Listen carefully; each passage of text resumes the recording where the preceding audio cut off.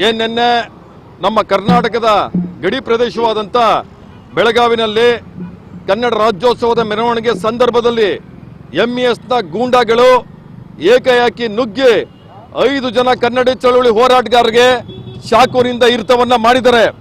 ಇದು ನಿಜವಾಗ್ಲೂ ಅತ್ಯಂತ ಖಂಡನೀಯ. MES ಮೊದಲಿನಿಂದಲೂ ಕನ್ನಡ ವಿರೋಧ ನೀತಿಯನ್ನು ಅನುಸರಿಸಿಕೊಂಡು ಬರ್ತಾ ಇದೆ. ಇದಕ್ಕೆ ನಮ್ಮ ಧಿಕ್ಕಾರ.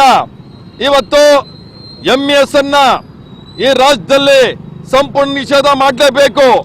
ಆ ವಿಚಾರವಾಗಿ ಆ ಒಂದು ಹೀನ ಕೃತ್ಯವನ್ನ ಖಂಡಿಸಿ ಚಾಮರಾಜನಗರದಲ್ಲಿ ಕನ್ನಡ ಪರ ಸಂಘಟನೆಗಳು ಇವತ್ತು ನಾವು ರಾಷ್ಟ್ರೀಯ ಹೆದ್ದಾರಿಯನ್ನು ತಡೆದು ಏನು ನಿನ್ನೆ ಚಾಕುವಿನಿಂದ ಇರಿದಿದ್ದಾರೆ MES ಗೂಂಡಾಗಳು, ತಕ್ಷಣ ಅವ್ರನ್ನ ಬಂಧನ ಮಾಡಿ ಅವ್ರನ್ನ ರಾಜ್ಯದಿಂದ ಗಡಿಪಾರು ಮಾಡಬೇಕು ಅಂತೇಳಿ ಒತ್ತಾಯವನ್ನ ಮಾಡ್ತಾ ರಸ್ತೆ ತಡೆಯನ್ನ ಮಾಡಿ ನಾವು ಪ್ರತಿಭಟನೆಯನ್ನ ಮಾಡ್ತಾ ಇದೀವಿ. ಇವತ್ತು ಯಾವುದೇ ಸರ್ಕಾರಗಳಿರ್ಬೋದು MESಗೆ ಯಾವುದೇ ಕಾರಣಕ್ಕೂ ಬೆಂಬಲವನ್ನ ಕೊಡಲೇಬಾರದು. ಅವರು ಕನ್ನಡದ ಅತ್ಯಂತ ಕಟು ವಿರೋಧಿಗಳವರು.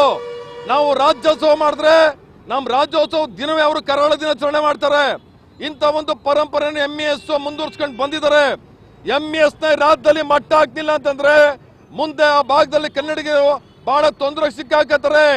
ಹಾಗಾಗಿ ನಾನು ಸರ್ಕಾರಕ್ಕೆ ಒತ್ತಾಯ ಮಾಡ್ತಾ ಇದ್ದೀನಿ, ತಕ್ಷಣ MES ಗೂಂಡಾಗಳನ್ನ ಬಂಧಿಸಿ ಅವ್ರನ್ನ ಗಡಿಪಾರು ಮಾಡಬೇಕು.